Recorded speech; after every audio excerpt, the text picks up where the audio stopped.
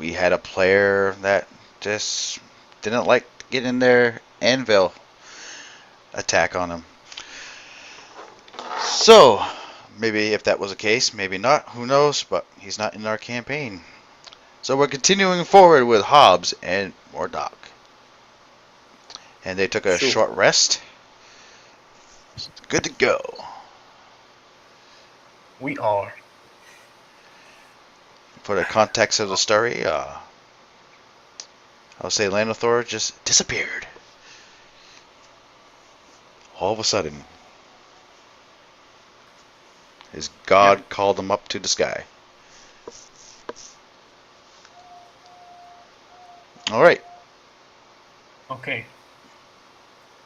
So where should we head off next? Well, it's funny you say that because in front of you see another cistern.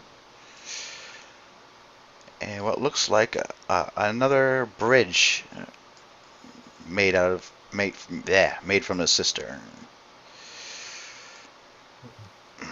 The water is dark, but this time I don't want to go in the water.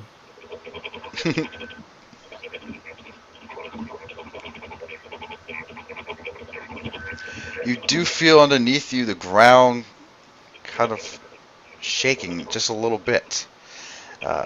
You've heard that in these areas earthquakes are very common.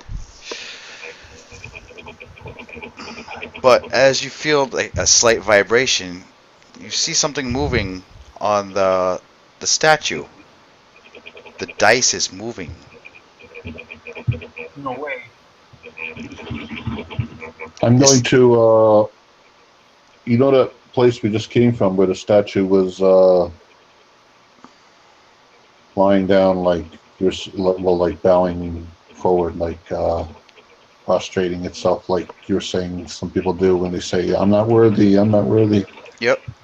And claiming to profess their sins and that so that they would have a long life filled with riches and fortune. I do that in front of this statue of Tymora. I bow down and do the same gesture and that. It bears no effect except the rumbling. You feel the ground shaking. It feels like a tremor, and the dice actually rolls off from the statue. It wasn't actually embedded to the statue itself. And the dice rolls and it breaks. And what lies within is a golden shard. I pick up the golden shard to examine it. I'm thinking this might be one piece of the scepter of Tymora that the scroll in the other room mentioned. Yeah, it could be that. It hinted that there was pieces hidden throughout the temple, and it might need to be reassembled.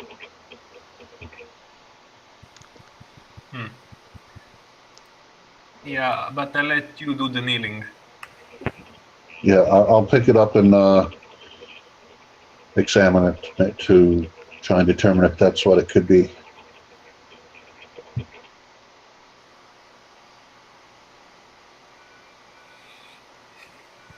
My phone's ringing.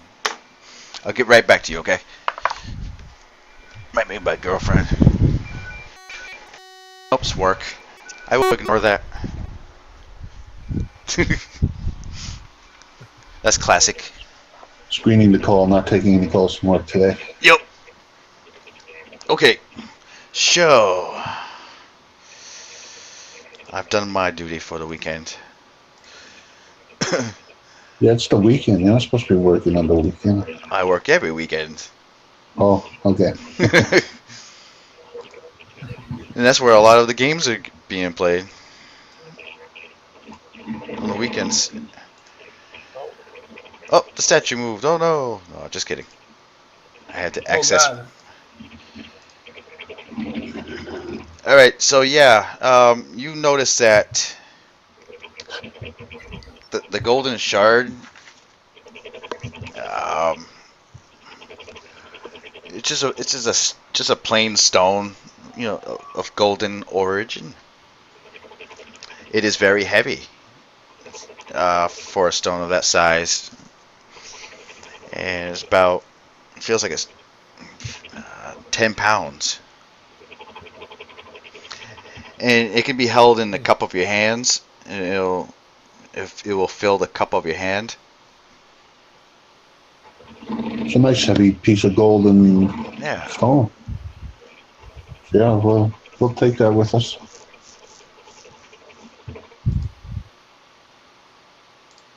Yeah. Okay. You hold on. So again, I mean, you see another cistern, and filled with black water, and on both sides of the wall, actually, it is fairly intact, unlike it was in the beginning. And if you remember, the beginning had little crevices where you could actually shimmy across from. But it looks like you cannot do that here.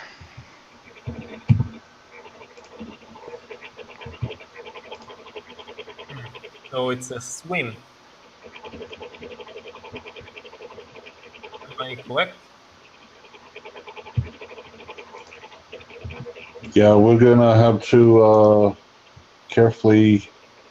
We'll try and get across from this point right here, going the shortest distance across to climb up right here, so that we spend the least amount of time in the water.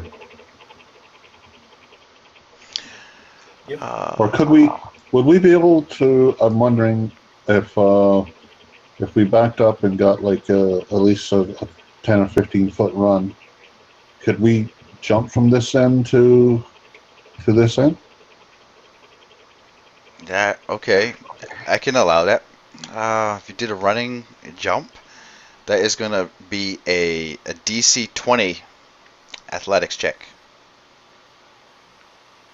Or actually, no, that would be acrobatics. Or actually, if we swam across from right here, from this short way, we wouldn't be in the water too long either. Okay. And other than the water being cold and dark, it's, if we're careful and swim across, like we're not going to jump down into water and take the chance of sinking underneath. We'll just ease ourselves down into it and swim across. And actually, since you're standing at the edge, you see a slight shimmer of gray stone shining underneath the black water. Oh, What do you mean? That there's a gray stone underneath the water? you The can whole see the bottom. cistern. Yeah, it's the bottom. A slight Shallow. shimmer. We can see the bottom. You can see, yeah, you can pretty much see the bottom. It's faded because it's a slight shimmer. So it might not be that, this area might not be that deep. Yep. Looks like it. I'll go in for maybe I'll just throw a pebble in just to make sure. I'm throwing in a pebble. Okay, you grab a pebble that you see lying on the edge of the cistern, and you throw it in, and you see it just wobble down, and it only takes like a second, and you see it disappear just a little bit, and then you see it reappear, and it hit the bottom. It would suggest it's probably about 6 feet deep. 6 feet. It's still a swim. Okay, then I'll go first. I'll swim it.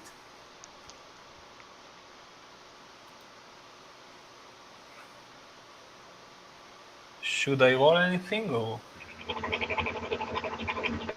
Nope, I'll just say you jumped right in, Hmm. and you're swimming about, and all of a sudden, you feel a bite, No. and you Oh no. automatically take 1d6 damage. Ah, scheiße. Excuse me. Ouch. Bless you. Thank you. Gesundheit. Got you. Give us you. Oh man. You feel a bite. I And scream out. Hobbs, did you jump into it at the same time? No, I didn't jump in at the same time. I was going to go in after him, but if he gets in and gets bitten, I'm going to not go in now Yeah, yeah. until I find out I what's make biting him. And that you can hear my scream of pain. I can try. I don't know if he's close enough if I can pull him back out. this is your damage right here. Oops. Easy Ooh, one. full Oh, 6. scheiße. That's what I say. Ah. That's poop. Let's move this Am statue out of the I way. being? Oh, the statue is alive. Am I being pulled downwards, or can I swim for safety? You could swim to safety, but again, all of a sudden, No. you Oh see, man. you hear a slight scraping or a clawing. You hear a scraping and a claw. I can't even say it. Somebody's clawing on a metallic surface up ahead. Oh no. I want to go home. And at the edge of the Oh. cistern, you see a woman with red hair, green eyes, and she has a very fair complexion. Very beautiful.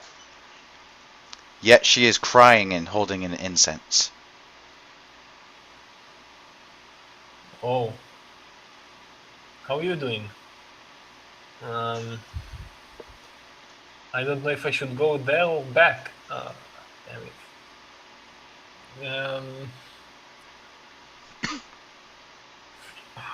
Let's see now. I'll go for her. I'll swim ahead. You'll swim to her? Uh, Okay. wait. I'm thinking. Maybe I ask to come back shore. Derek, what do you think? It's your choice. Ah, man. Okay, I'll go for her. Okay. As Mordok reaches the edge of the cistern, I'll call this a bridge, because that's what it really is. It's a bridge. And you see the woman looking down. She's sobbing and she's crying. And she's holding an incense. And it's very similar to the look of the statue you saw. Hmm. And I ask her, hey, what's wrong? she doesn't say much, but she talks very low. She's kind of rocking back and forth. She says, locked and gone and locked. Return now from where you came. No, I'm not going back in the water.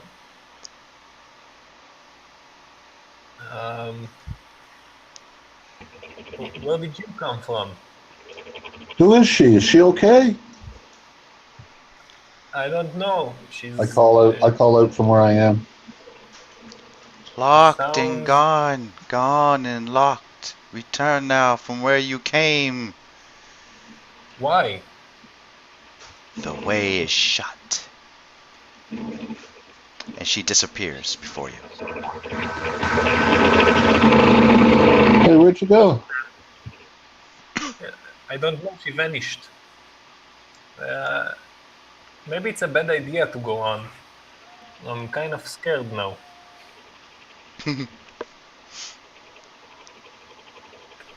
Oh, I could be a jerk and say roll a sanity check. No, I won't do that.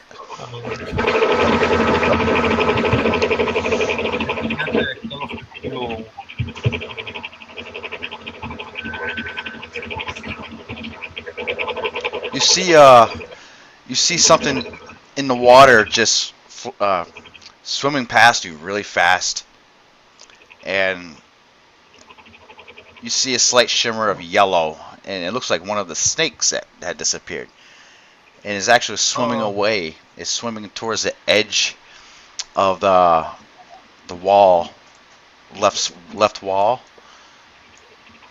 and you don't notice anything other than that. It looks like it disappeared into maybe a hole underneath the water. Okay, it's gone. Good. Now you can safely get across. Maybe you should try and jump it. I don't know. There's probably a couple of more snakes around. I don't want to risk it. Yeah, I'm gonna get a running jump and try to jump across.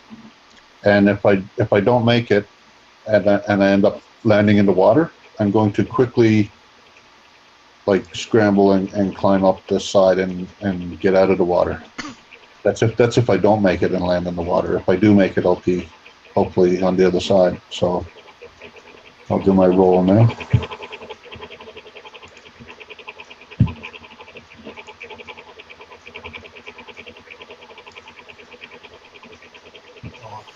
Right.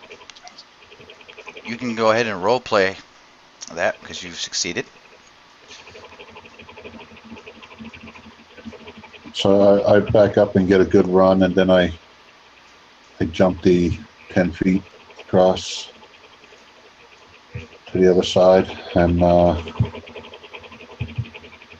I take a quick look around. I don't see her anywhere, and I say, it may have been some sort of apparition or a ghost warning us. But we've come this far, and we should continue on and try to find out if we can find any clue of what may have happened to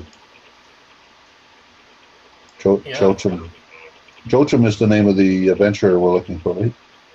Jokar. Yeah. Jokar. Yep. Yeah. Well, I guess you're right. We should go on, but let's be very careful. Yes.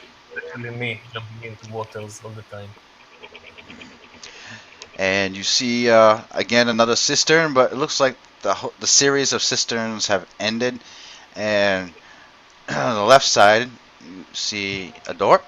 On the right side you see a door, and ahead of you across the way, 2 double doors. Always go with the big door, no?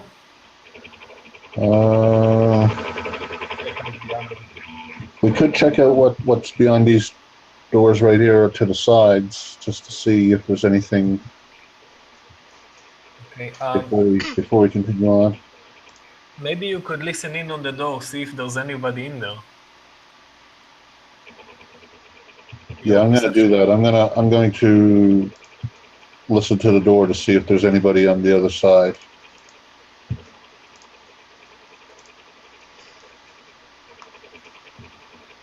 You do not hear anything at all. I don't hear anything. So I tried the door. But as you, after you try to listen in and you pull your head back, you notice that the door is very shiny. And on the shiny door, you notice there are some scratches and some dents. That's promising. There looks like some scratches and dents on this door.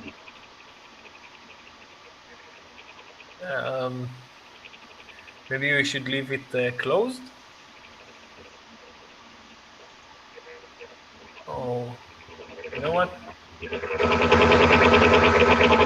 Yeah, there may have been somebody. I don't know. There could have been something trying to get in through that door, or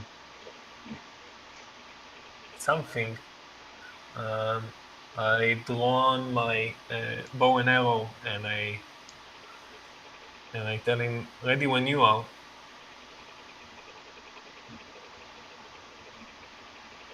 if I try to open the door, does it open?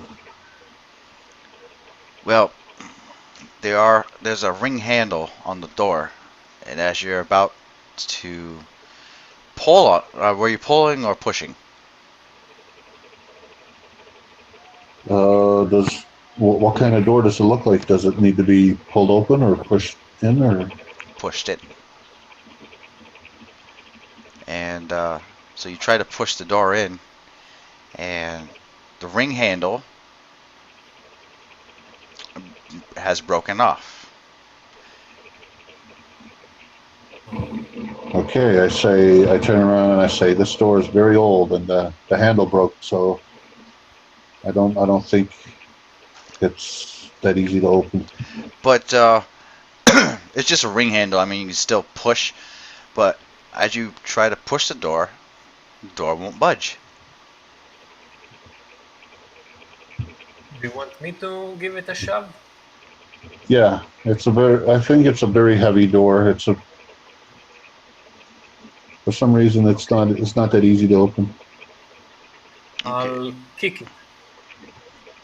Roll. Strength check, right? Or is it acrobatics? I will let you try uh, an acrobatics or athletics, whatever is greater. Uh-huh. I'll try the acrobatics check.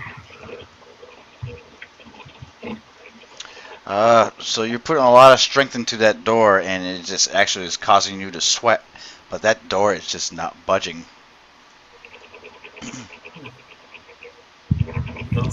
Something is blocking. Yeah, something is blocking that door.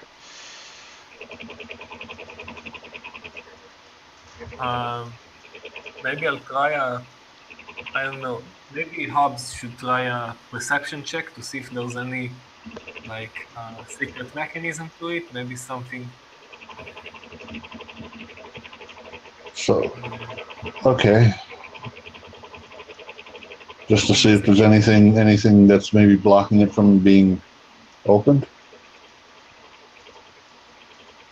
Correct. Or you guys can both do a strength, just a regular strength check together with advantage. Okay. And I'll give you the results for both perception and strength.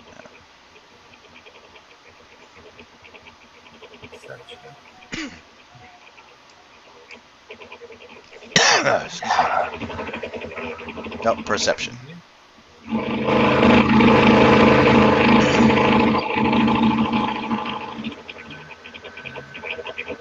And roll your strength.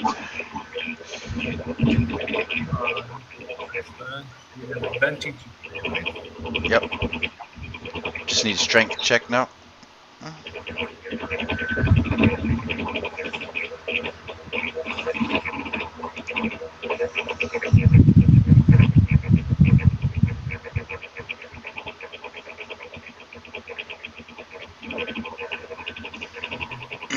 Wow, that's a really what's it called? That's a sturdy door. With both of you guys going at the door trying to push it, it does not budge. But you do notice, Murdoch,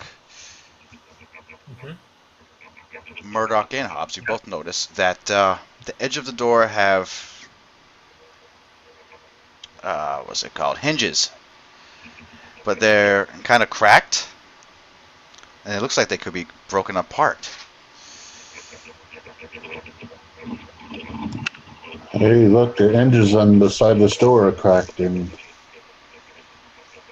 they can probably be broken or busted. Then maybe we should uh, break them, and then pull the door towards us very carefully. Yep, I agree. Okay. Do any of you have a bludgeoning weapon? No, I have a scimitar. I have a crowbar and I also have a hammer. We will use the crowbar. I mean, yeah, we can use crowbar. No, actually, Awesome. no, I'm sorry. We'll do hammer. Hammer is good. And we'll make stats for that. Give it the same stats as your normal weapon.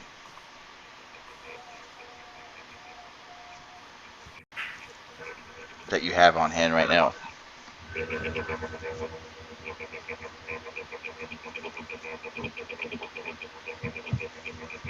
And we're going to attempt to see if your hammer hits.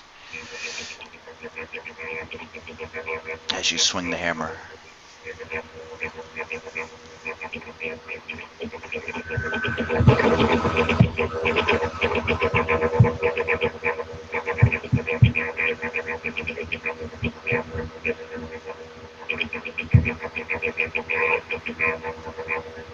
That is a hit.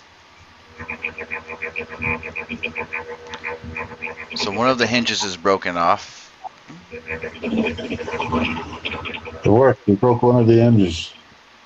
Awesome.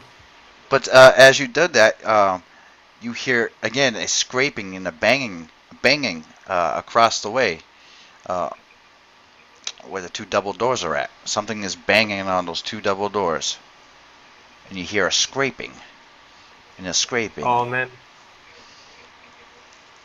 I don't know if we Hans, you should hurry. You still have hurry two up. more. You still have You two should more. go fast. Yeah, you got two more hinges left. I point my arrow and ready in action towards the double door. Again, that's a hit. Very nice. And you break the hinge.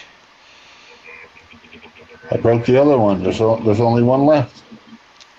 And actually, you don't really need to do anything because now the door just kind of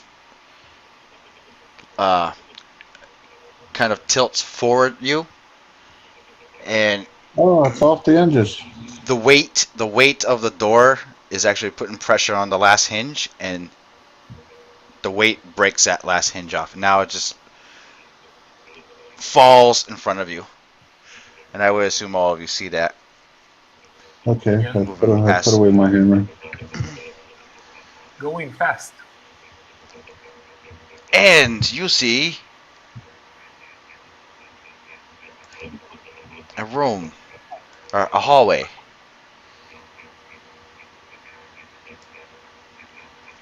And on the left of the hallway is a single door, and on the right of the hallway is a double door.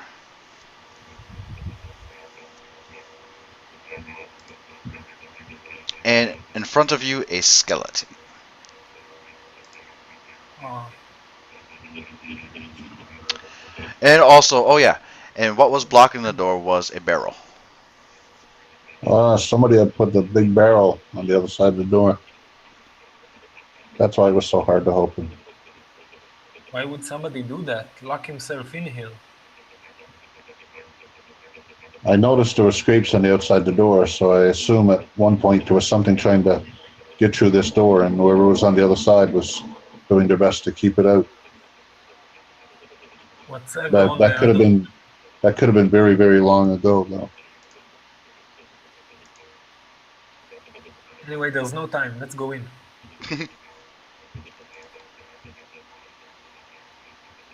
You come to an empty hallway, save for the skeleton, and the air is musty and very stale. It seems as if this hallway has not had any air inside for quite some time.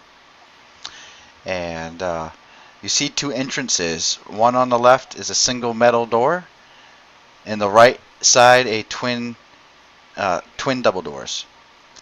And between them, a well-preserved body, slowly decayed and mummified by natural elements, and it sprawls on the floor before you. Oh, That may have been whoever put the barrel against the door. I guess so. Yeah. So I'm Should we going check to, out? yeah, I'm gonna check this single door to the left. Put your ear against it first. Yeah, I'm going to listen to see what's if I can hear any noise or anything coming from the other side. You do not hear anything at all. I don't think there's anybody in there. So I open the door. The door, again, just like at the beginning,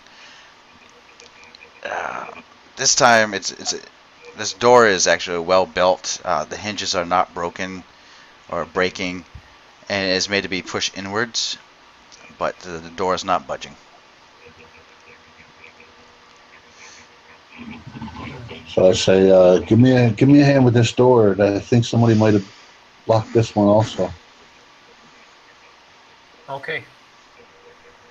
I try to bust it open. Is that an acrobatics check, we said? It could be acrobatics or athletics. If it was the both of you doing it, it would just be strength only. Okay, acrobatics. You're pushing and you're pushing and you're breaking a sweat and you're overexerting yourself. The door will not open. Won't budge. Will not budge. Thank you.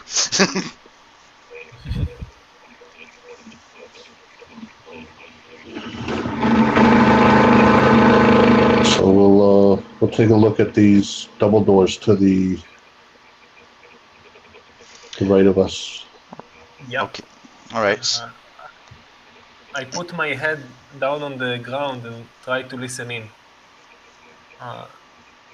Yeah, I listen up at like the doorknob level.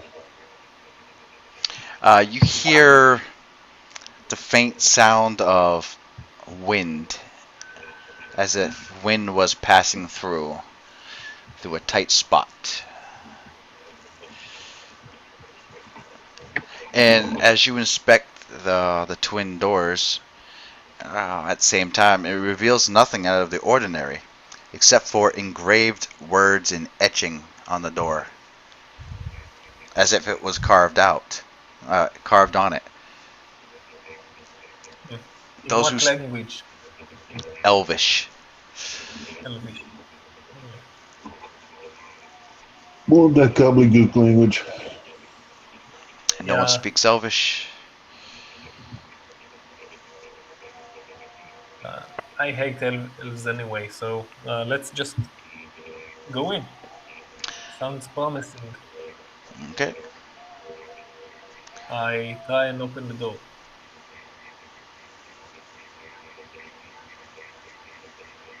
All right. Roll.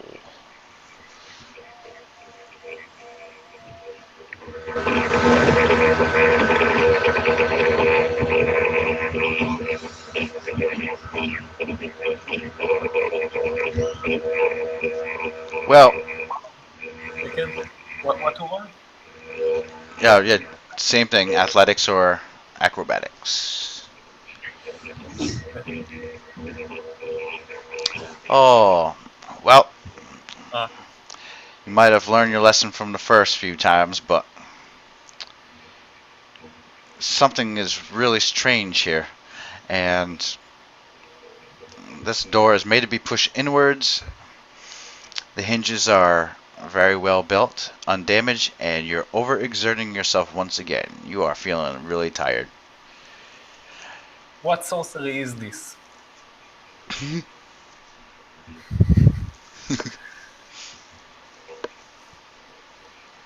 No, it won't budge either. I wonder Somebody why. somebody has barricaded these doors so that they can't be opened. Maybe Put you this can, side. yeah. Hmm. Do we really want to go out there again? I heard some noises from the double door. We can try to go across and on the other side see what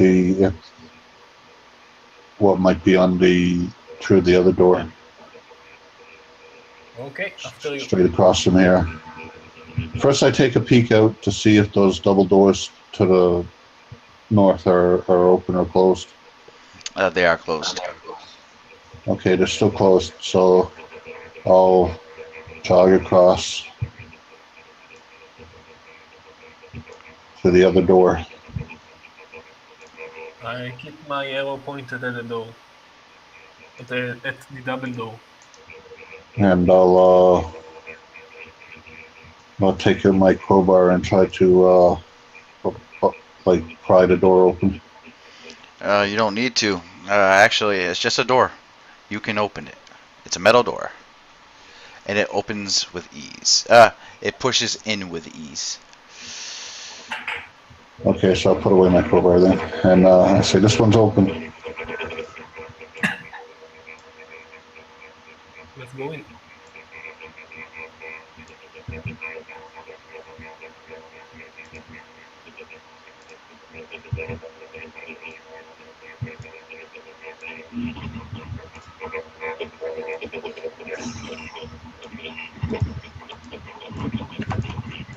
Sorry. I opened the door for you. And let me do the same with the other one too. That one just laid flat. So.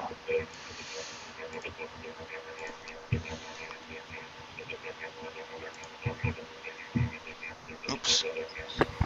And another door. I put like 3 doors there for some reason. Alright. And a barrel. Okay. So, as you stepped into the... you can't even see it. Duh. So you step into another hallway. And this time, it's very similar to the last hallway that you were in. But this time, you see 2 doors to the left and right, and both are open. The double door is actually open just part way. The same with the one on the right hand side. And this room actually is it's made of stone, but the stone is black, blackish, smoky looking. And up ahead of you, near the end of the hallway, you see a burnt tapestry. And in the corner, you also see a rug that looks like it has been burnt as well. And the rug is made out of lion skin. My God. Okay. And Hobbs, maybe you could stealthily check out one of the rooms.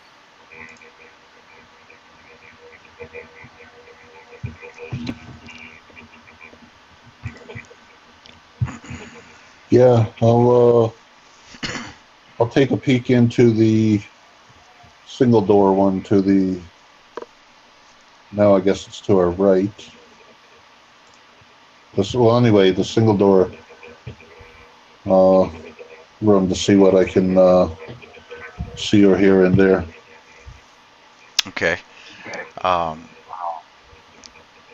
The door is, partially open, and you push the door, but the door doesn't budge. But you do see like a barrel behind it, faintly on the side. I would say if you push it again with ease, the door will fully open. This looks like someone's attempt to blockade the door, but it failed. Okay, so I'll push it again and just like take a quick peek into the room. somebody had a barrel put on the other side of the door. And within you see two skeletons, but not fully intact. One of them's head is rolled into the right side of the corner, while you see a femur lying on the other side of the room.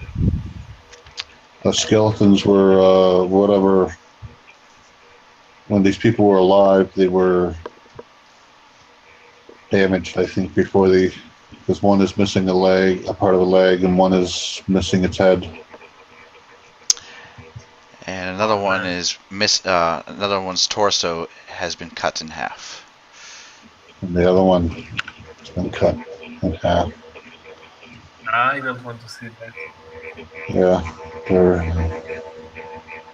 they didn't survive. They didn't survive whatever got in through the door. They weren't able to keep it out. Oh man. So now I'm going to peek into the and listen into the double door room to see what might be in that one.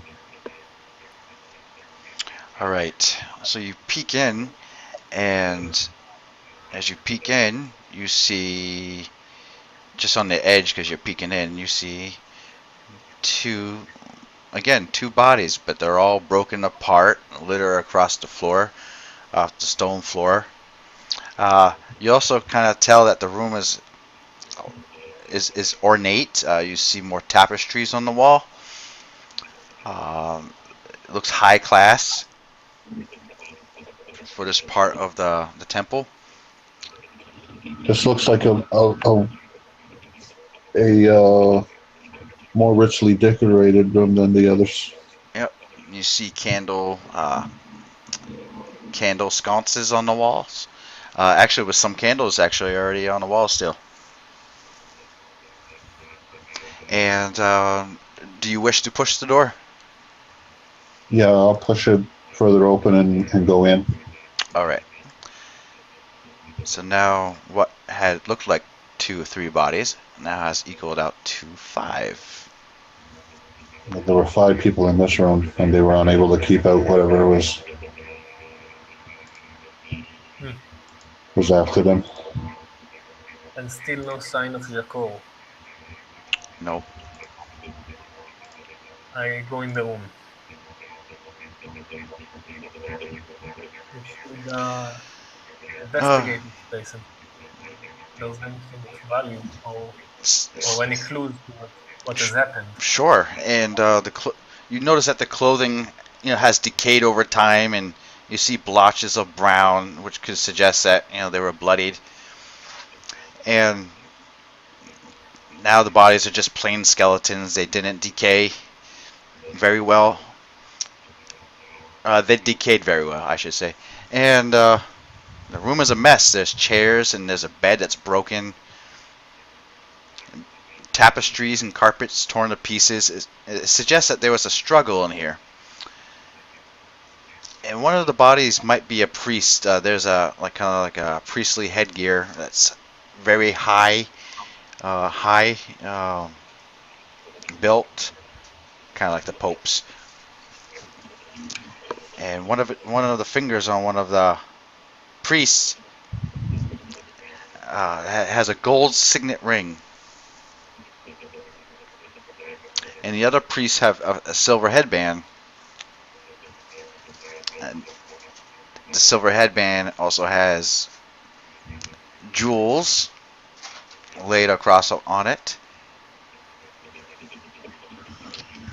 These may have been priests of some sort, because look, some were wearing like gold signet rings, and that one has a jeweled headband. So yeah, probably the high priests. I don't. I'm going to take the golden ring and the silver headbands. silver headband, just in case it's the silver jeweled headband. Yep. And on it lies 4 jewels. One of amethyst, 2 Yelenite, and 1 Mashashite. I just made these up, but in the What old was it? One amethyst, 2. Yelenite. What was that? Yellowknife? Yeah, I'll spell it out. I made these words up. Okay. And Mashashite. In the old world, these jewels were very rare.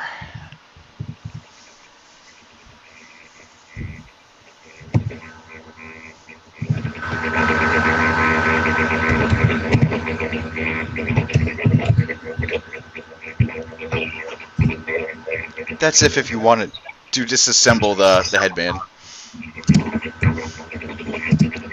Okay. Yeah. Desk over here. What was that? Is this a desk here? Yeah.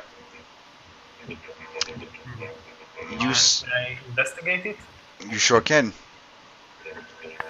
And as you open up the partially broken desk, you see what looks like a flask. And it has like a golden color.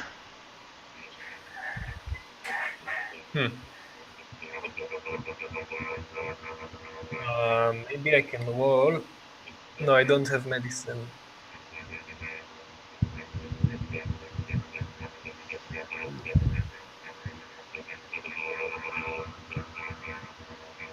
I asked if I can just see it just for a quick second. No problem. And I'm going to put my finger near the top of the potion. And just like, the way some people put aftershave on or something, like they'll dab a little bit against, so a little bit of the liquid goes against their finger. Like less than a drop, probably. And then I'll put tip it back upright so that nothing will spill. And I'll just taste my finger to see what it was. As you do so, you feel that flask heats up very quickly, and then immediately it combusts. And it combusts right in front of your face, and you must take 1d8 damage immediately. You have caught on fire. I take out the flask of water that I had from before, and I open it and throw it at him.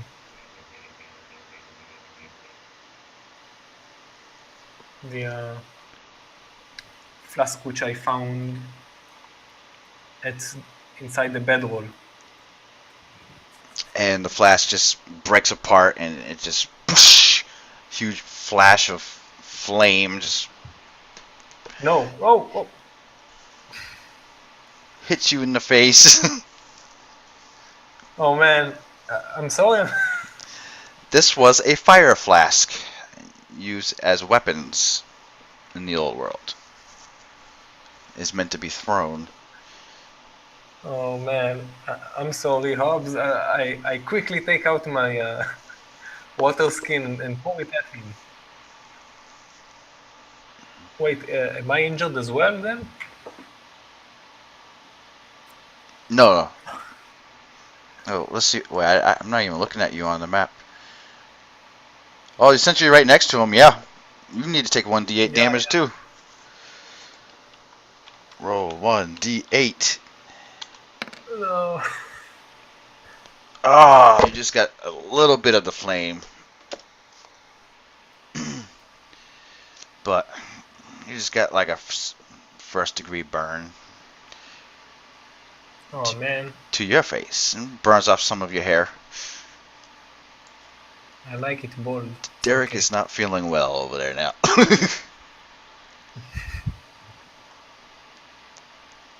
So I'm going to drink that healing potion that I found that would heals 1d6. Yep. 4 hit points.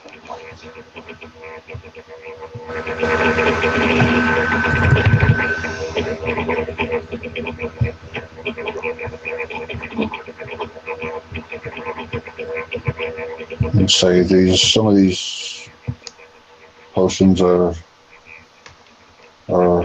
not as helpful as others. Sorry about that. And are you still looking through some of the things around here?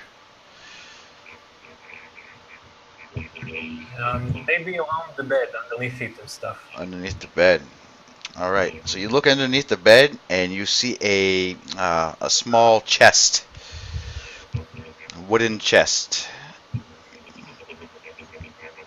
I grab it and throw it to Hobbs. Okay. Aha! A small chest. Yeah. Should we break it open? Yes.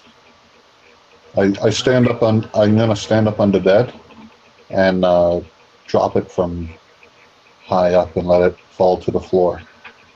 Okay, you go right ahead and do that while I stand here. So chest opens and you threw the box to the ground. Yeah, like I get up. I stand up on the bed so I'm higher up, and hold the chest way up, like out over the bed. Oh, and drop it so it'll fall all the way to the ground and bust open. Oh, I wish you wouldn't have done that because out the contents. You hear something inside the box break as if it was glass, and it just goes. I should have written straight back there. And you smell a faint, sweet odor, and that can only. And it's the same. It has the same kind of odor that came from the potion of healing that you drank. And I'm afraid that you have broke a flask of the potion of healing. Lady Luck is not on our side today. Yeah. Now, if you had just opened up the box, you would have seen a flask intact and been able to heal yourself again.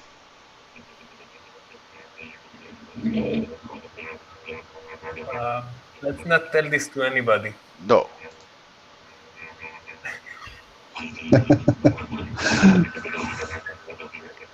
But you see something in the corner of your eye behind the door, and it's hooked behind the door. Yep. It is a golden staff. I raise it up to the sky and show it to Hobbs. Wow, that looks valuable. Yep. And you see engravings of the 100-sided dice and the scepter that the Tymoran statue had. And immediately you hear a bang, a bang, a bang right on the door. The outside door. The 2 double doors. Oh. I close this door that in the room that we're in very quickly and try to barricade it with the bellows. And you feel the ground beneath you shaking. And it is getting very prominent, and it's now starting to shake the candle sconces off the walls, and you see objects just vibrating across the floor.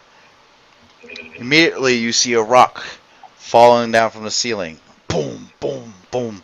And more rocks. Boom, boom, boom. The ground is shaking, and everybody needs to roll a what's it called? Constitution saving roll. Okay. Because now the place is being affected by an earthquake.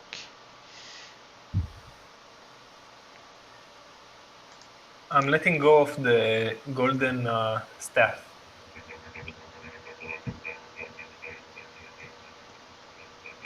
Okay. As these rocks are falling from the sky, you guys have, all of you have an option of what you want to do. One option to affect your fate. I'm going to go over and I'll take the staff that he let go of, and he has these doors closed now. Oh, they're open. So they're open. Yep. Maybe we should then close them and barricade ourselves in. Actually, with I don't know if staying in this room is too safe. The last 5 people who were in here ended up dying, and the ceiling is rocks from up above are falling. So I'm going to look out into the hallway and see if any rocks are falling out in the hallway. And you see rocks and soot and dirt just flying everywhere, and you see the tapestry just kind of waving back and forth, back and forth. And you see pieces of the walls just cracking. And your Constitution saving rolls, and I asked you what kind of action you want to take, because now we're going to decide your fate. Is a rock going to fall on your head and cause damage or not? So let's forget the Constitution saving roll. I want an acrobatics check. Because a rock is about ready to hit your head. Heads. A huge chunk. Oh, and Mordock.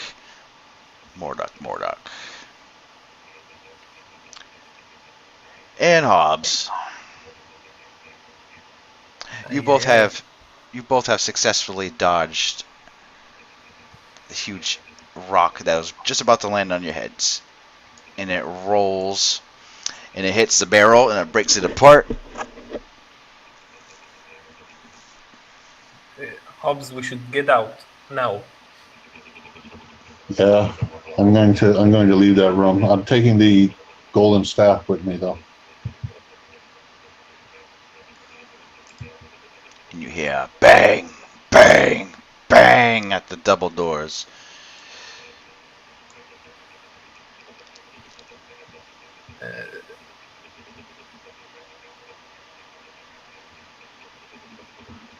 I point as we go out of the hallway. I point I ready an action, and if anything comes out of the double door, I shoot it. But Kerplunk, you're able to see just a little bit, a glint, as if it was light shining off a metal object, and that's that's actually what's going on. Is the door at the end of the hallway of the other side has. Oh, that doesn't make sense. Well, you see a glint anyway. You see that maybe one of the doors has opened up just a bit. Hobbs, you should check the doors on the hallway again, in the other hallway. And you hear an echo behind the double doors up ahead, and it sounds like the sound of a female. Which doors have come open a little bit, you said? The one across the way. These? Okay. The double doors. Yeah, I guess we'll go over there to see if we can see what's in through those now, if the earthquake has knocked them loose a bit. Alright, everyone roll another acrobatics. More pieces of rock are falling.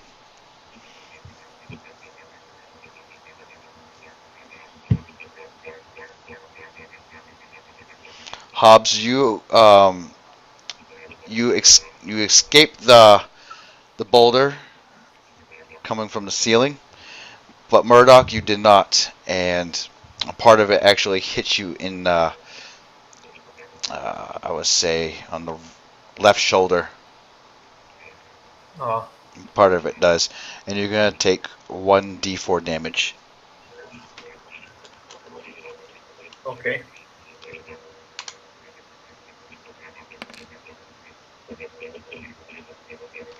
Okay, something's up with Oh, my dice rolls. Hold on, let me test this out again, because that doesn't seem random. Wow, Try it again. something's wrong with the dice. You're only rolling fours. Yep. Try it again. you're very, very lucky. No, there's something wrong with the dice. All right, let me use my thing here. D4.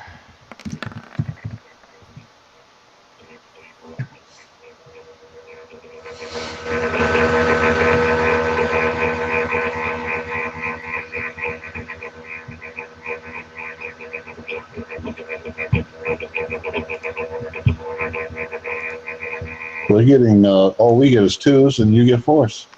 Oh, there I go. I got a one. Okay, That's random. it's random Okay. now. Yeah, I'm gonna say you take 1 damage.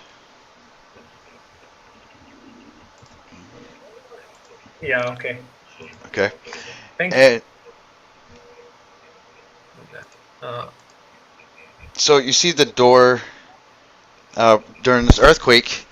You see the door kind of like opening and shut, open and shut. The double doors. There's definitely some weight behind the door, and it's just fluctuating with the earthquake. Okay, so I'm going to get my crowbar ready, and when it opens, I'm going to use my crowbar to pry it open further. Okay, so as it moves inward, and then it moves outwards, and you see just a little bit of the door open, and you see in front of you barrels, a lot of barrels blocking the doorway, and then it closes shut, and then it closes back open again. The gap widens just a bit, and one of the barrels actually slips through. This causes a chain reaction with the other barrels, like a domino effect, and now all the barrels are just coming inside this hallway, and now is actually forcing the door to stay open because all the barrels have. I'll show you. I'll show you what I mean. So now it moves inwards.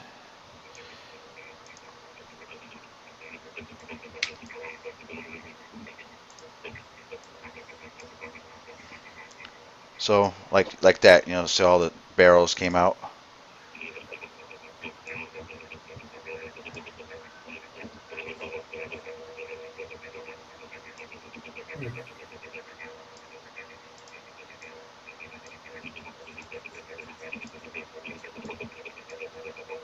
So on and so forth, if you get my idea.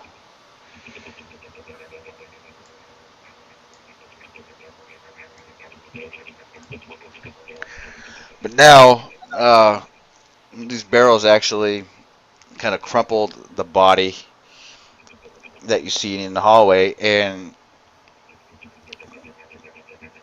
you see what looks like a diary. And the diary was on the priest's robes.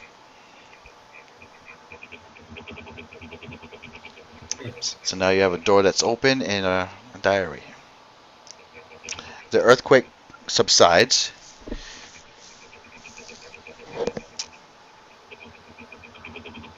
So I'm going to pick up the diary and see what language it was written in.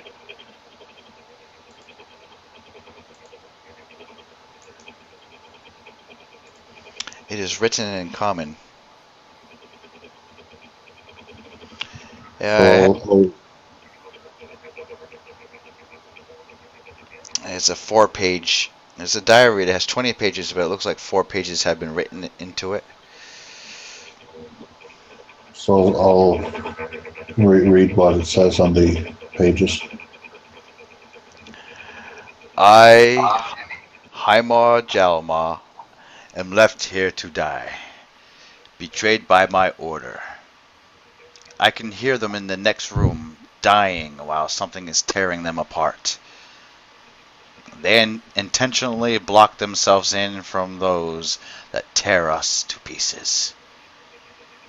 The high priests would not open the door for me, even while I was screaming that I am he, Haimar. This temple is doomed. The way closed to trap the beast inside. We should have never let that wicked woman into our sanctuary. I keep hearing it outside the cistern, banging at the door. The barrel is holding it back, even if I have to lean on it. At least it's working.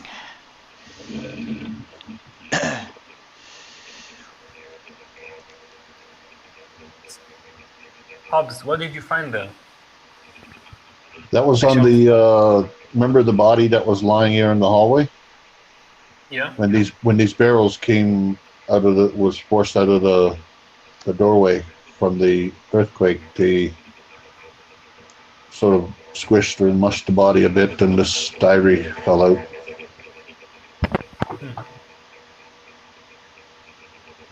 Should we check out the room? Not yet. I was just seeing what was written in the diary. If there was any, when I read the diary, I read it out loud so that Mordock can hear what this fellow's last words were. Okay, so page 2. It's marked as day 10. I can barely breathe. I started etching on the wall the times I have been awake. It has been quiet. I'm thankful at least one barrel stood in this hallway, filled with the scented oils for our blessings. And the stone that has been loosed in this hallway has given it a lot more weight. It is strange. I could drink it right now if I could, but I would be dead sooner if I did. Where, old Tymora? Why do you forget me and bring bad luck to my soul? You have brought good fortune with this barrel, for it has saved my life these 10 days.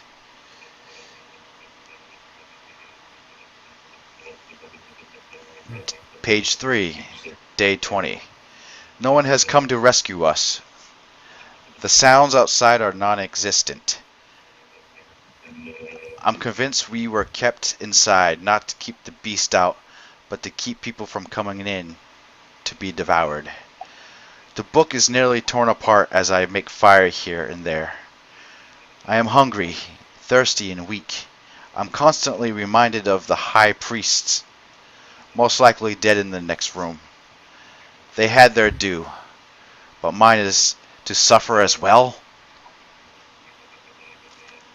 Page 4, and this is the last page. Day 40. This is my last entry. I believe the last of my ink is about to dry. The last of my oil is gone. The holy oil has not ignited for me, and I cannot find my flint. I have only seen darkness. There is no light to guide. There is silence, and no one is near to hear me. Tymora, you have abandoned me. Why have you let the wicked woman into our sanctuary? And that's it for the journal. Sounds like a lady that's caused all this. The poor fellow locked himself in here and died alone.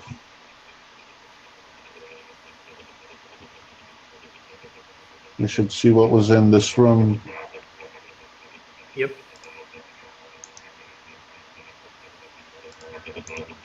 We're going to look in there before we go in there? Uh, you see a room. It's just a plain stone room. There's no ornaments. The tapestries is very similar to the room that you saw where the high priests were in. There's no bedding. There's nothing, save for the barrels that had been inside. It would suggest that this was the holy oil room, where they keep all the holy oil. In front of you, you see skeletons laying about, broken to pieces. Ahead of you, you see a crevice along the wall, and it's about 4 feet wide. And you feel a breeze coming through it, a slight breeze. The architecture would suggest that it's not the natural layout of the room. It is as if someone tried to get out or get in. I take a look at the crevice to see if is the breeze still coming through it? Yes.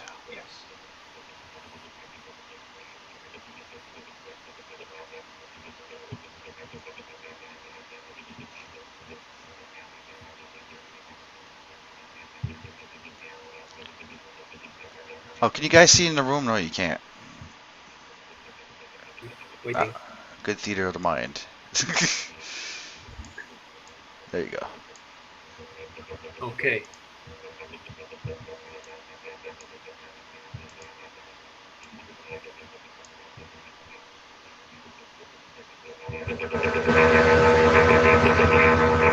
How big is the crypts? 4 Just big enough for what? From what you see, is about 4 feet wide, and your light does shine through. We can crawl out of here, Ben. Yeah. Oh yeah, 4 feet wide and 8 feet high. Yeah, that's pretty big. That's big enough for us to get through.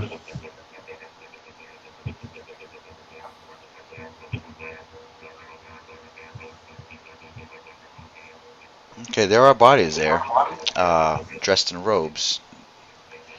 Oh, back in the room? Yeah.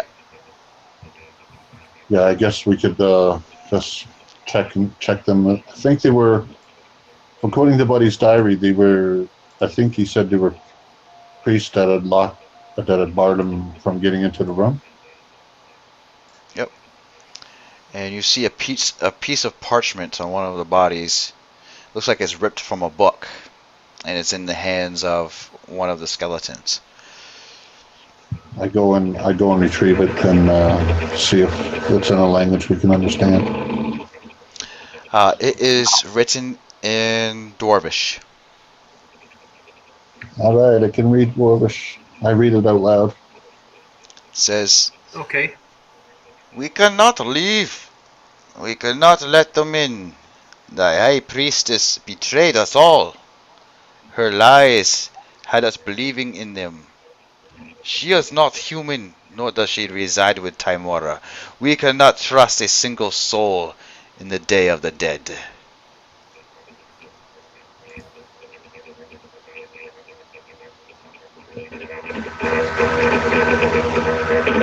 I wonder where he got this from. Seems like a dire warning. They were betrayed by someone who they trusted, and they don't believe she was on their side at the end of it. I wonder what has happened to the high priestess that they spoke of. Should we crawl in then? Yeah, we can crawl through and see what's on the other side of this crevice. Okay, so you come to a room, it looks like. You come to a room that has a pool. So this is a pool room for cleansing. And encircling it is a 2-inch stone barrier. The water is still and unmoving. Does it look clear, the water? It looks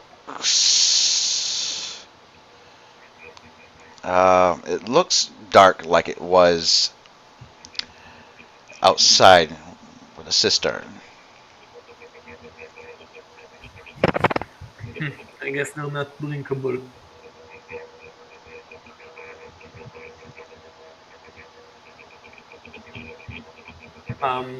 I'm peeping into the hallway here. Yeah, I just want to gotta make sure I tell you everything that's here. And then you see another hallway to the right, heads before you. Reveal areas.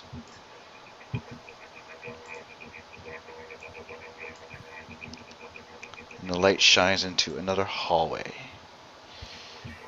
So I say we might as well go down and see what's in this other hallway.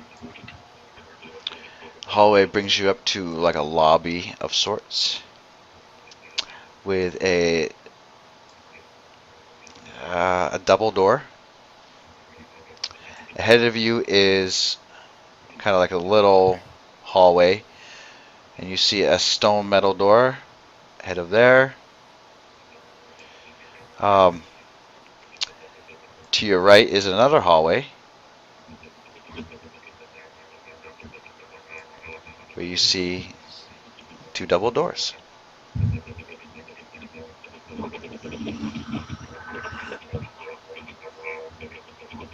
Okay. And Which one do you want to check first? The single door straight ahead of us? I just want to take a look at the double door over here to see if there's any scratch marks or dents that were made. You do see several scratches. You see several dents. And you see a metal bar fastened in the middle of the doors. This is a lock. Okay, I open this door and Hobbs, this is for a way out in case we need to run for it.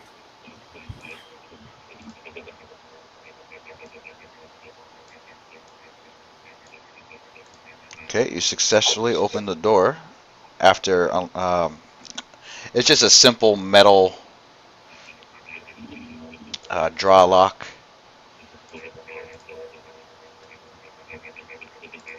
And it looks like it brings you out to the main cistern hall, which is strange because you did hear banging coming from this door at the time. Yeah, but I was trying to figure it out.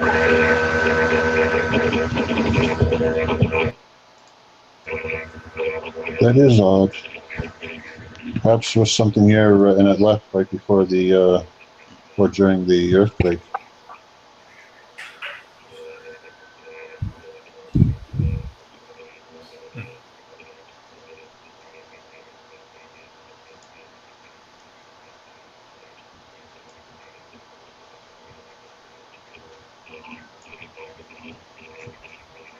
So you're inside this little annex, this little,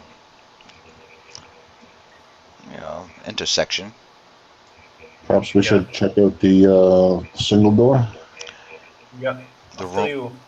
and the area is,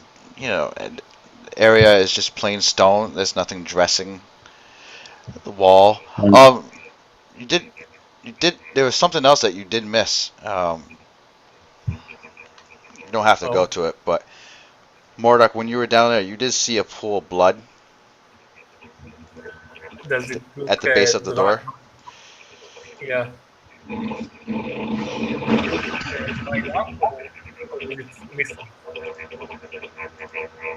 I'm going to listen at this door to see if I can hear anything, and I'll also look under the bottom of the door to see if there's any light coming from inside the room.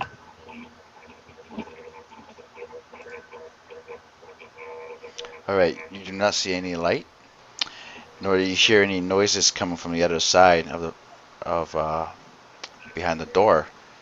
But underneath you, you hear bang, bang underneath you. Underneath the floor I'm standing on? Yep. Move away. Move away. Yeah, there's something underneath the floor.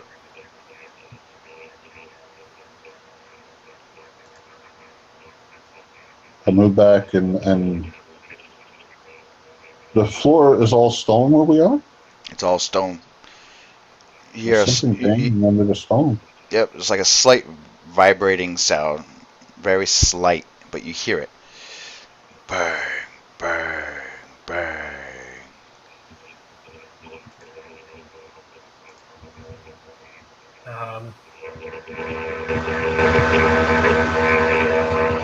Did it sound like something was trying to come up to the floor, or maybe something was moving around one floor beneath us? Sounds like. Is there a floor beneath? What was that question again? Say that again. I was trying to determine if like the banging we heard was like the actual floor beneath us, like something coming up to the floor or banging on it or something, or if it was just something moving around one story beneath us. It sounds like something is moving around one story beneath you. Like on a lower level or something. Okay. Yeah. Yeah. So I'm going to move back then and try to see if I can open this door. Okay.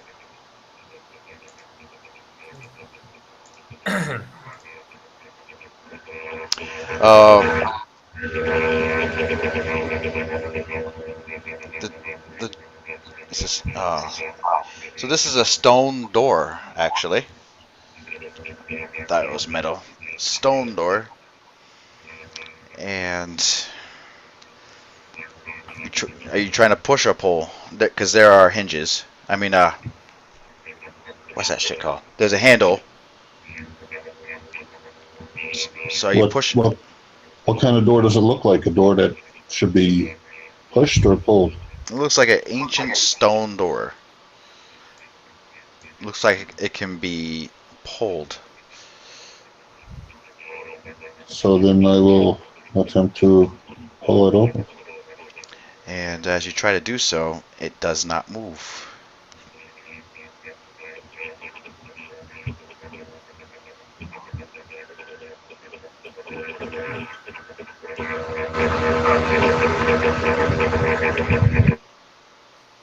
Maybe I should try and kick it down.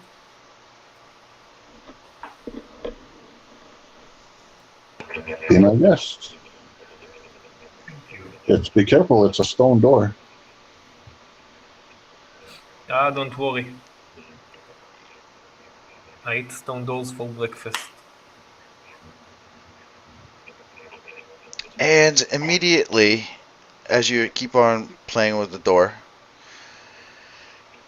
you feel your body kind of moving backwards, just a bit, tilting backwards, and you are on a pressure plate. But it is not causing, it's not going to cause any damage. Actually, it opens the door up here.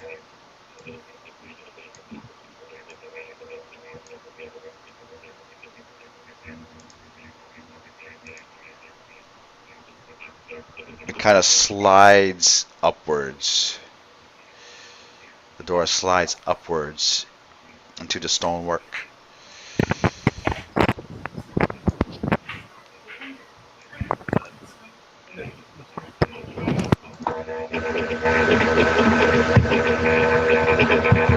Hey, whatever you did, just open this door up here. I'll be right back. Okay.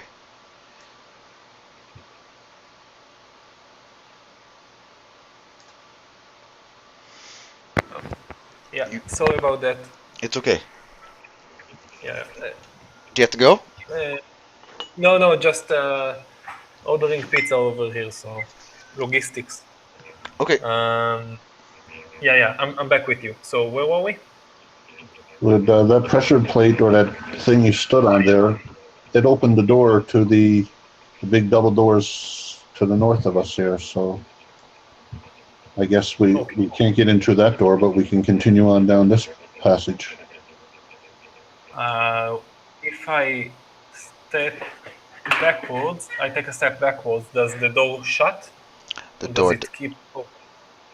the door does shut. And it Uh-huh. shuts We with need a to get a barrel in. thump.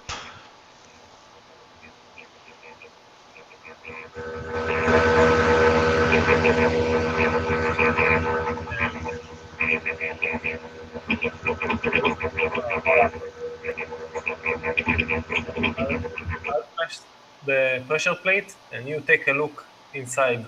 Uh, Either that, or we can try and get a barrel in here.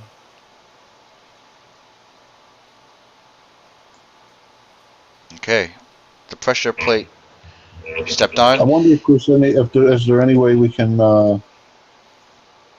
like you have the when you step on it and it tilts like that. Is there any way to jam something under it to keep it tilted, to keep the door open? There is a 1 inch gap between the pressure plate and the base of the underneath the base Okay. of the floor. I use an arrow to tilt the flow. Is it possible? Uh, Give it a try. And if you're attempting to do that, the the mechanism just breaks that arrow in half. And then I lose an arrow.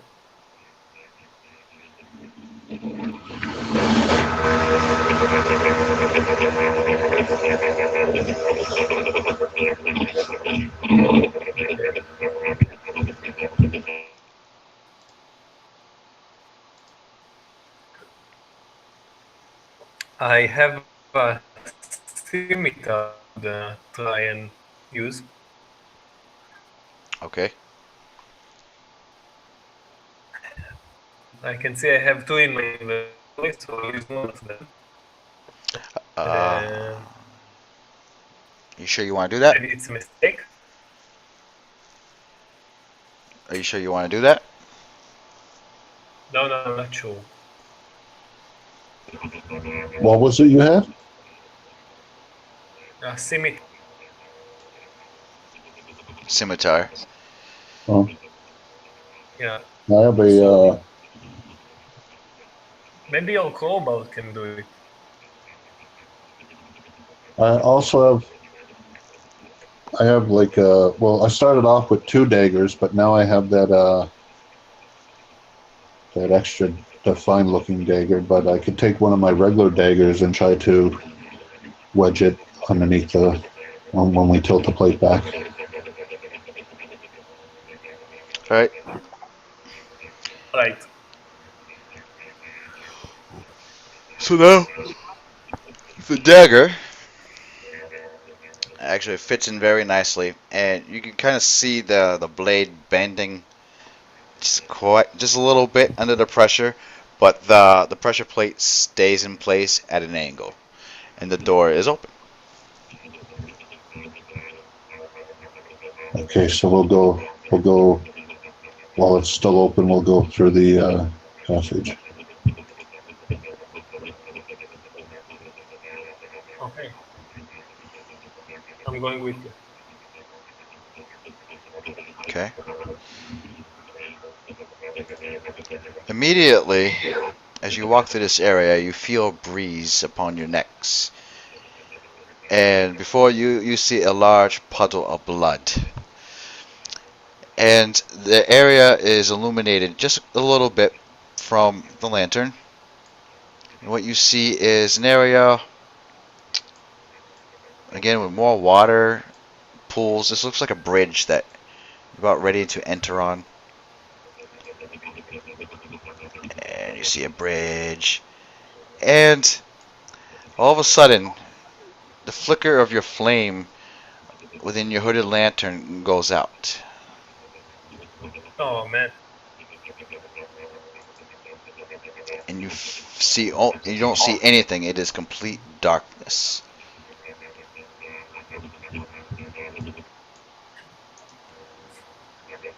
Maybe I should. And you hear an angry voice. And the angry voice whispers in a dreaded manner. Gravelly voice. It says, "You should not have come."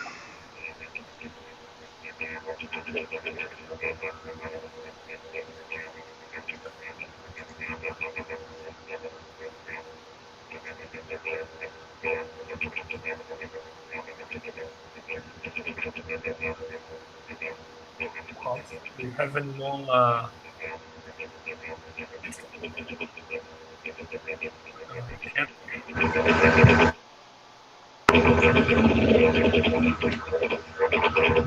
I could, I can try and relight the lantern and see what, so we can see what's going on. Okay. And as you relight, are you ready to relight your lantern? Yeah.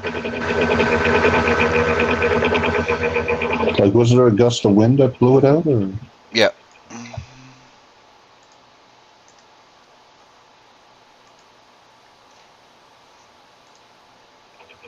So yeah, I'll take a second or two to relight it. And as you take a second to relight it, you hear the door behind you close shut. In a hurryingly speed,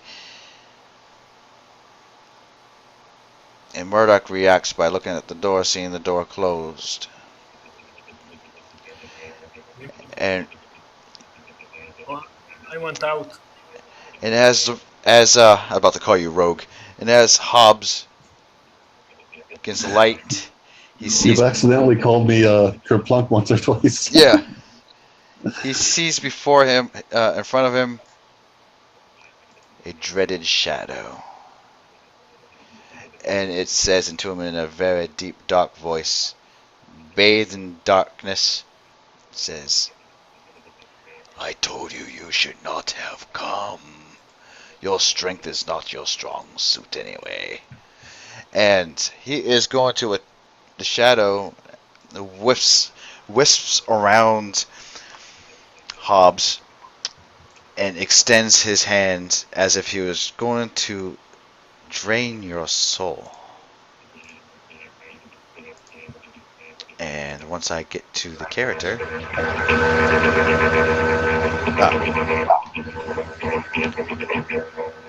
so this is okay. This is gonna be called Strength Drain Plus. And I'm not being easy with this either. He's going to attempt to use necrotic damage, and target strength score is reduced by 1d5 if it hits, along with the damage. So this is the damage if it hits. Wow.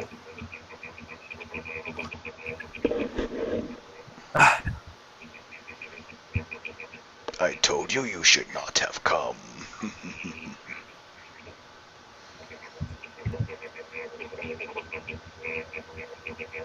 Would you roll for initiative? And do you roll a 1d5 to see, what was it, my strength score lowers or something? By 1. No, yeah, strength score is reduced by 1d5. Plus the damage. Yep.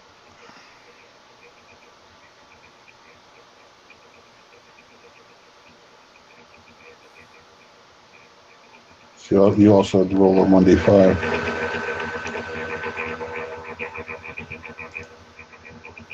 So my strength is lowered by 5 points. I don't trust these rolls. Oh, there we go. Go ahead and 4 is better.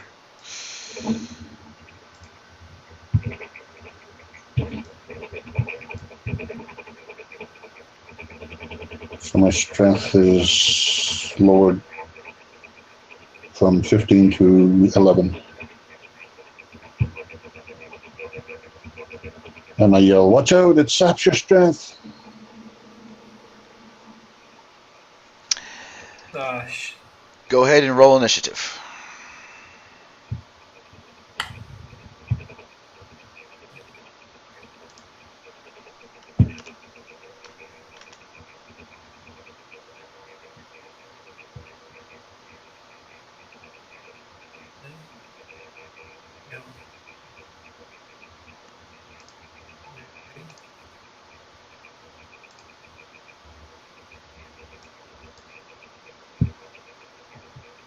I didn't add you to the tracker.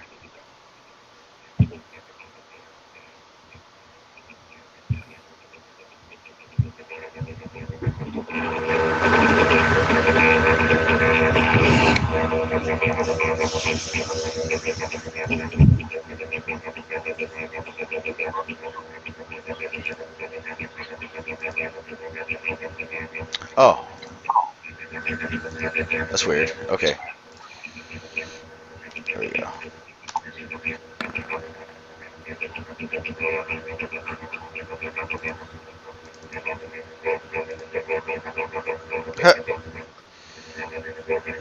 I got something funky going on. Hold on, guys. Okay. I don't want the initiative. I did initiative with a pile of blood there. Alright, there we go. Shadow. Oh, of course the shadow. Shadow already went, so it will be the next guy. Rogue. Alright. Well, I will say the shadow on his round, and he can fly. He's going to fly 30 feet into the air above you. And he's going to move over there, hovering a bit. Just taunting, hovering up in the air. Trying to stay away from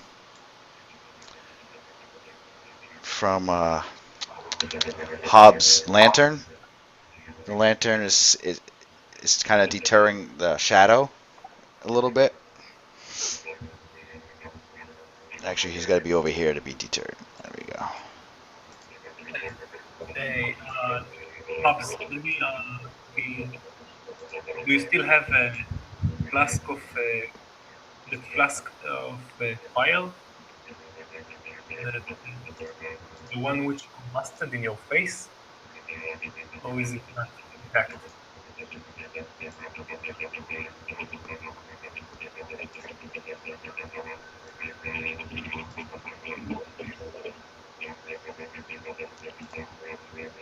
What flask? Do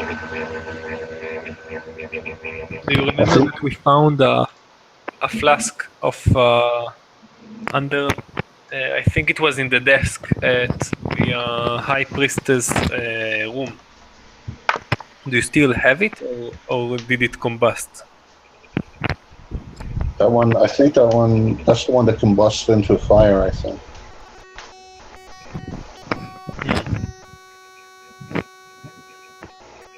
Because that could be probably very useful against this guy.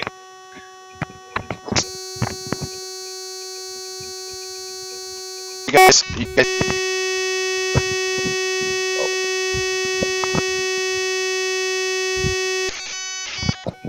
That one combusted into fire and did some damage to us each. Yeah. But it's staying a bit away from my lantern, so perhaps we should see if we can move forward along this bridge and see where it goes to. Maybe it might not come any closer. Yeah. I'll try to. Do you think I should try and shoot an arrow at him, or is it useless? Oh, you know what? I'll try to shoot a flaming arrow at him. Maybe I could uh, light it up somehow. Yeah, it might do damage to it. I don't know. Try and see. I can allow Yeah. that. Yeah, you can dip it into some of the lantern oil The that oil. Yeah. Hobbs has. Okay. And okay. Anyhow, it's Hobbs's turn, so you go ahead and act, and I'll do that next turn. Yep, that's right. Let me just move it here. There you go. And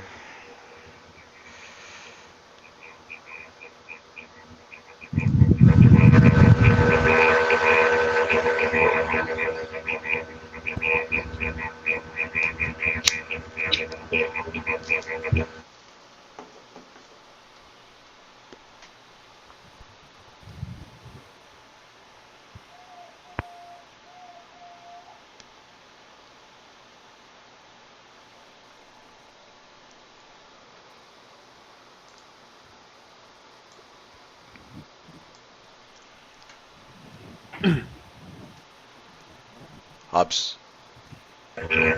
Well, it's floating. How high up in the air you said it was? 30 feet. 30 feet. So it's 30 feet up in the air and off to the side a bit, trying to stay away from the bright light of the lantern. So I'm going to keep that in front of me, and I'm going to lift. I'm going to, with my other hand, I'm going to take out my rapier, and I'm going to hold my action if the shadow swoops down at us again, and that I'm going to be ready to swipe at it. Okay. And I'm going to let I'm going to let Mordok light his arrow and try and see if that will affect it at all, or hopefully drive it further away. All right. Murdoch. Yep. Well, I try to dip my arrow inside the lantern, using the lantern oil as to make my arrow flame, and I shoot at the shadow.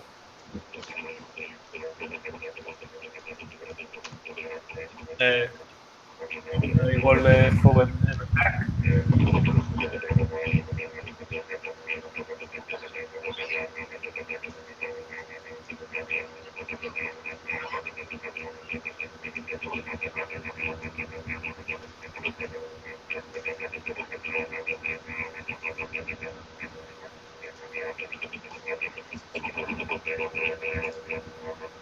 Oh, were you asking me a question?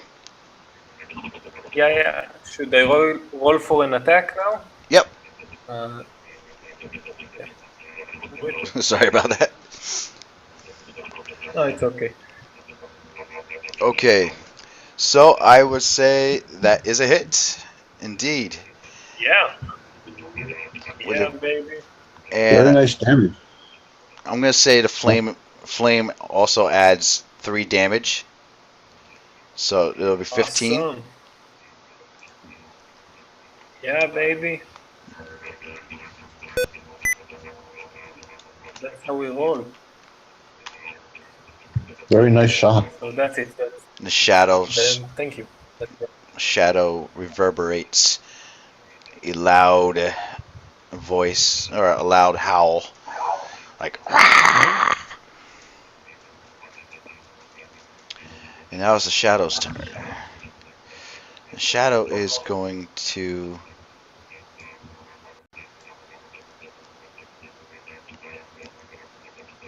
move 10 feet here, hovering into the air.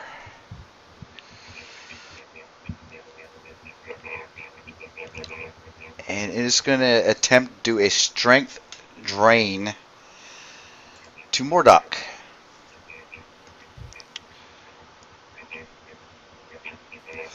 But the thing is, when he's doing a strength drain from, it's still dim light for the shadow, so it's going to be a disadvantage.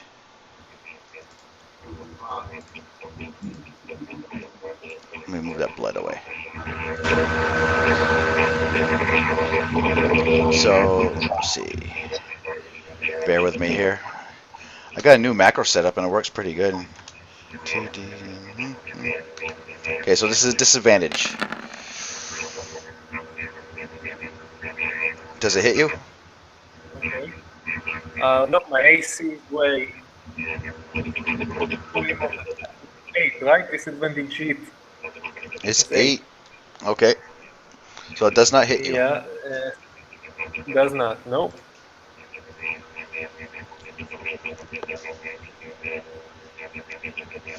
Alright, so the shadow still hovers in the air, and now it is your turn. Do you still want to hold your reaction? It's hovering still like outside of in the air, like up above 30 feet, like. Right. Okay, I'm going to say to Morlock, well, it's still hovering outside of the bright light of the lantern. Let's try and get across this bridge. And I'm going to, this is a bridge in front of us, right? Yes. I'm going to move, I can move 30 feet.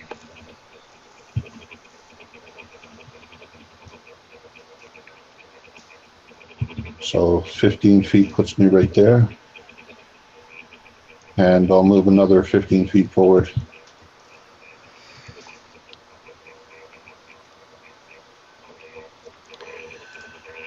As you do so, you hear the shadow taunting you, and he says,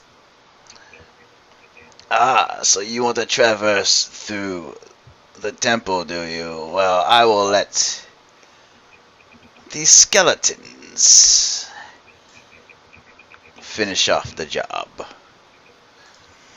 The skeleton disappears into the darkness.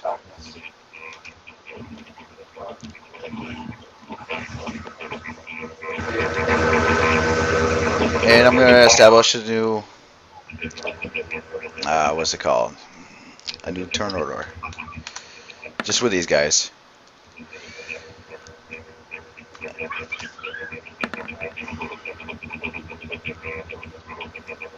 Skeletons have bows. They immediately see you in the dark. They actually awaken. So I'm going to say you have the surprise.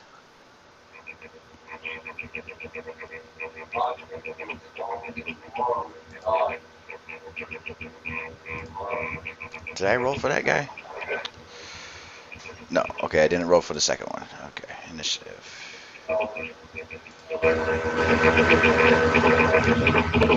It says 0 for both of them, but it looks like one you rolled a 20 and the other one you rolled a 1.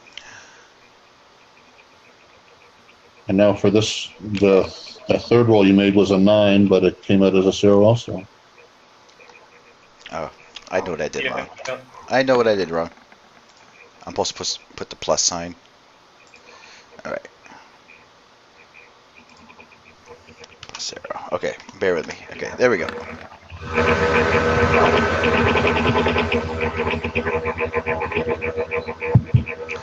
Okay, so you, for the rounds, it's going to start off with you, Hobbs. So, Okay, I'm going to move forward and attack one with my rapier. okay. Why so important? Because if so, I think you can have a sneak attack. Or am I misleading? Do I get the sneak attack damage on them, or? No, because your ally isn't No. 5 feet away from you. Okay. But So then no, it's actually, yeah, because Oh. it's advantage because they just woke up from okay.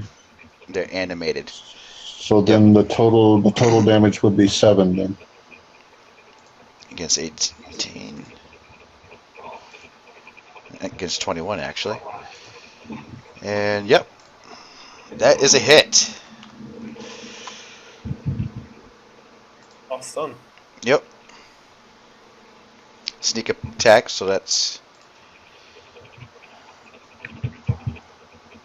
I bet. And Okay, Mordok, I guess, also gets a round of surprise, or yep. Yeah. Well, I'll move up and that's down here, 15 feet. See, yeah. And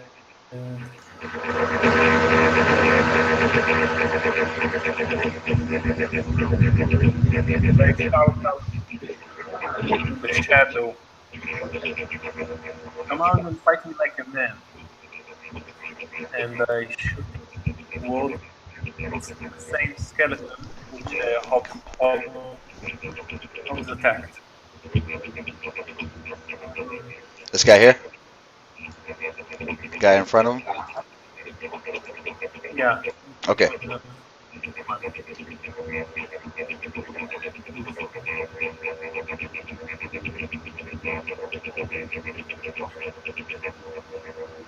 that is a hit.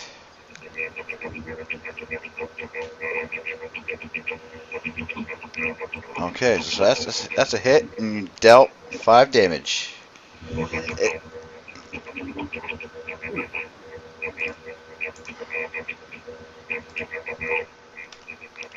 all right. So the skeleton doesn't act phased. It's just a walking pile of bones, animated. And if that ends your turn, Mordok, we will move on to the skeleton.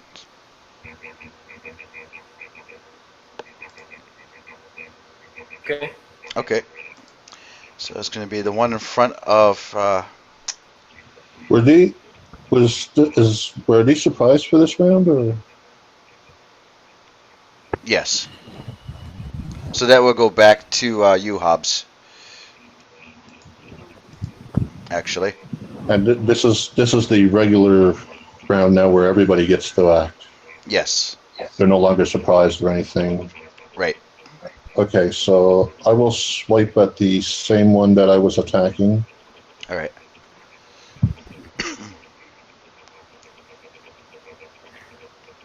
Does a 21 hit? 21 does hit. So that's 12 damage. There's no sneak attack added onto this one. Okay. And so your blades cause damage against the bones of the skeleton, and the skeleton's drops, shatters. Whatever magic that was holding it together no longer is. So you killed the skeleton.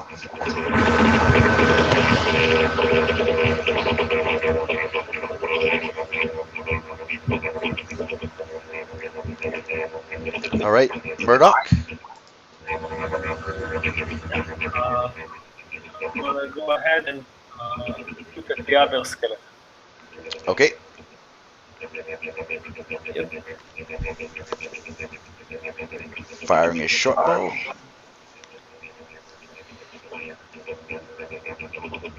Yeah. Longbow. 16 damage is a hit. Dealing 7 damage. That was a bullseye. Your arrow just hits and it lands right in its eye socket. Yeah, man. Pierces into the bone. Well, if that completes that, we will move Right on to the skeleton.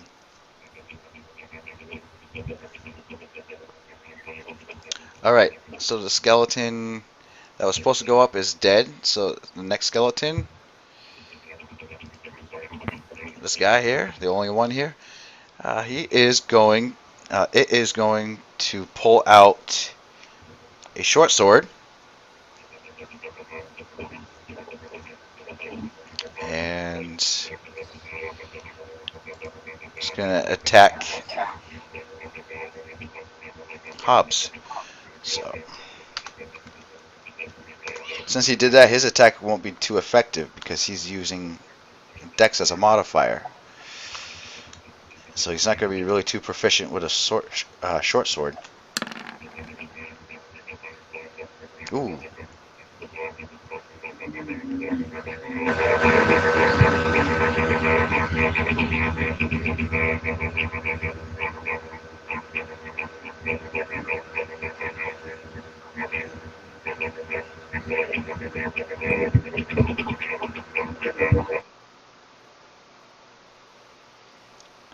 Does that hit you? Oh, yep. That hits for 3 damage. Ooh. All right. And that drops me to 0. All right. So he No is way. incapacitated.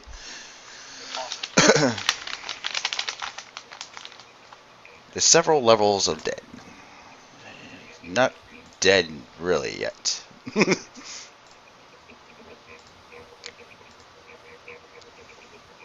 So I'm gonna say, yeah, I'll just put the dead symbol on you. Alright. And the skeleton can still move. So he's gonna move 1, 5. Right there. He's gonna move him in front of you, Murdoch.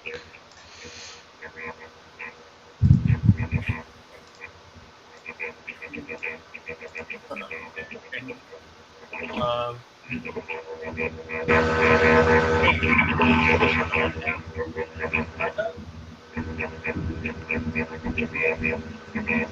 I can't hear you over Hobbs. This is microphone. oh yeah. Okay, Yep. is it my turn now then? Yep. Okay. Then I take a 5-foot step backwards And the skeleton has an attack of opportunity. Are you sure you want to do that? yeah. Yeah, because if I won't do that, I'll be at a disadvantage. Shooting at close range forces me to shoot at disadvantage. Okay. I'll let you roll and then I'll roll the skeleton's damage. Okay.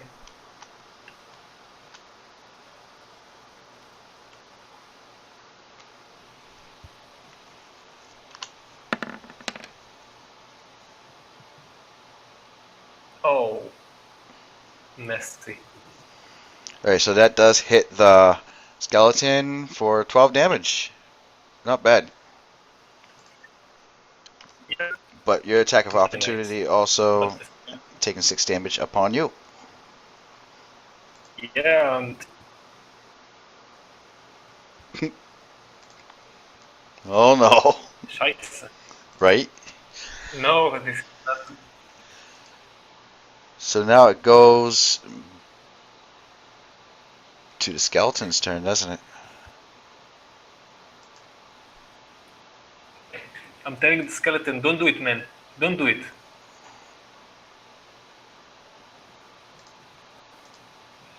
Suddenly there's an earthquake. Yeah. Oh, thanks. It's really hot to make anything today. Tomorrow can be worse. There's something wrong with it. And a rock falls on the skeleton's head. And I'm going to say it's a +2 to hit. And I'll call it a 1d8. 2d8 damage. That hits the skeleton and that causes, wow, perfect, 16 damage. You got lucky, guys, because skeleton is now crushed by from a boulder that fell from the roof from the earthquake. Oh, awesome. Thank you, Lady Luck.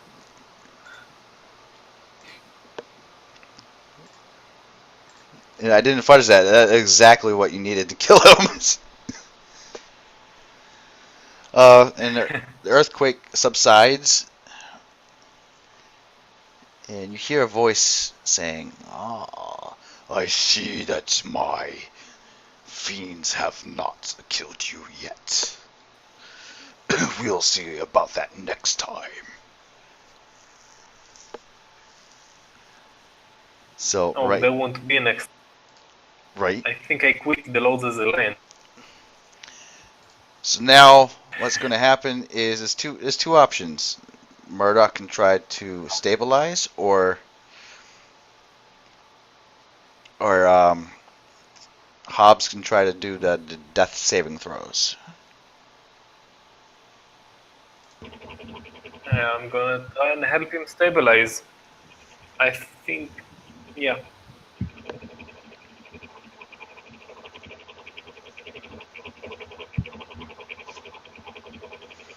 All right, that looks like that's a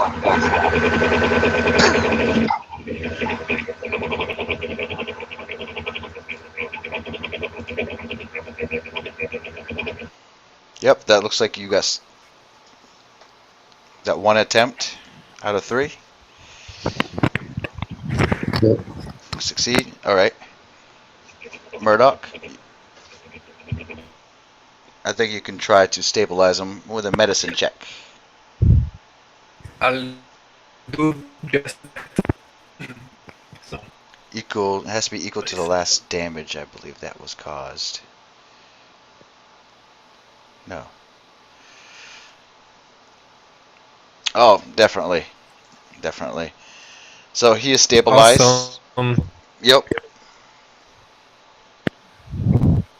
He's at 1 hit point now.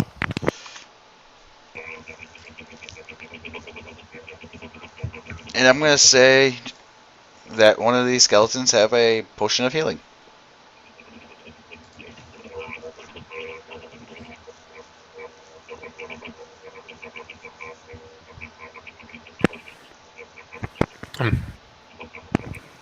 So, Hobbs has 1 HP now?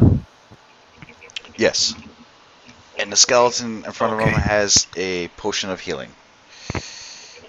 As loot. Is it a regular 2d4 plus 2 potion of healing, or is it a different kind? Well, let's call it a 2d4. 2d4? Yep. So I'm going to drink that now.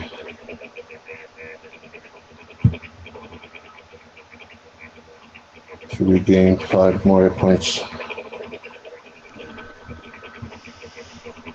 And I say, oh, that skeleton almost did me in. Yep. That was the close one.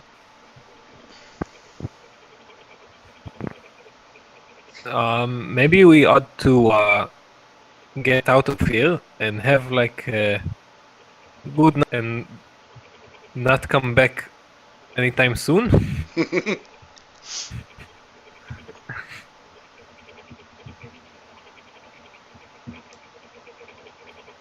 And to keep on going. Just don't fit. Yeah, unless we can find somewhere to rest for the night, I don't think continuing on would be the best course of action right now.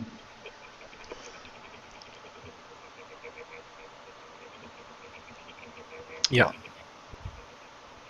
Also, I think what you're saying has some merit. That if you don't feel that the two of us continuing on is up to the task, we could try and return to town and recruit more able-bodied people to assist us. Yeah, we should get at least one more with us. How can you do that with the door closed behind you? Dun dun dun dun. Damn it. Dang it. We're trapped. Well, we can say you haven't returned within the 3 days' time.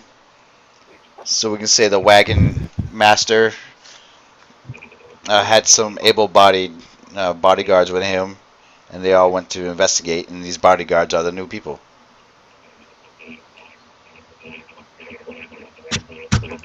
So most definitely this will be continued off in another session.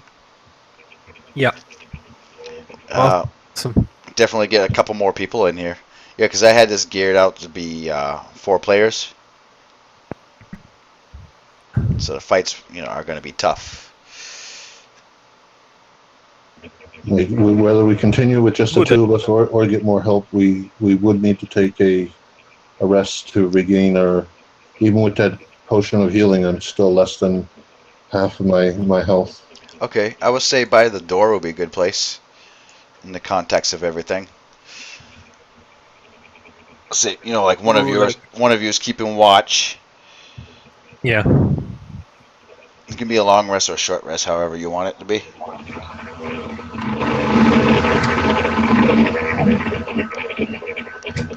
Well, a short rest. I only have one hit dice that I could use, and that wouldn't get me back to full. We need to do like a it's long probably- rest now. Yeah, it's probably better to do a long rest. Okay. You can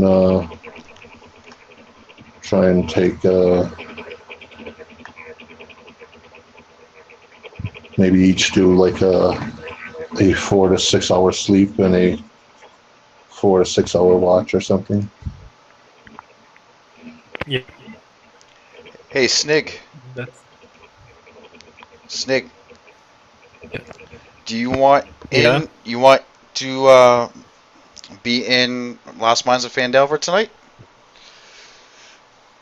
Lost Mines of Phandelver sounds awesome, but at what time? Tonight? It is at 7:00 p.m. Originally, it was going to be the other guy who was here, but he dropped out of it too. So we have an open spot. Oh, it sounds awesome, but I think that it might go with my work. Can you tell me? For you, it's tonight. For me, it's tomorrow, I guess. Okay. Let's see now. Right now it's I'm 2:42. trying to 2:42 for you. Yep. Okay. For me, it's 9:42, and I need to go to work soon. Okay. 2 hours time. I'm a night guard, so it won't be possible. But otherwise, I would really love to join the other adventure. All right. Well, perhaps another time then. Yeah, I really would love to, but yeah, not tonight. Okay. Sorry. That's all right. So what I'll do is find a couple more people, and I'll let you all know in this the lobby, the front page, and just periodically check your messages. Most definitely, I'll try to have something planned for maybe Thursday morning, same time, if that works out for everybody. Yeah. I hope it will. I'll ask my girlfriend again if she's. We'll see. Okay. We'll see. Even if you invite 3 people in case one doesn't show or something, and that. Yeah. All right. Well, we'll call it for tonight or today, and. All right. It was a really awesome. really good session. Thanks. I enjoyed it. Yeah, I enjoyed it as well. I'll work on it a little bit more, and I can run it again. But it's definitely going to be a hard one continuing forward. So keep a lookout on the Roll20 for the next time. Yeah. All right. Okay then. And Derek, I will see you tonight. Okay. Yep. Mines of Phandelver. Take care, guys. Nice meeting you guys. All right. Nice meeting you too, man. We'll keep in touch. We'll keep in touch. Thank you. I'm off to work. Okay. soon. Okay. I'm off too. Yeah, bye. Take care, guys. Yep, you too. I'll see you later on. Bye. Bye-bye. Bye. And that was it. So, hopefully you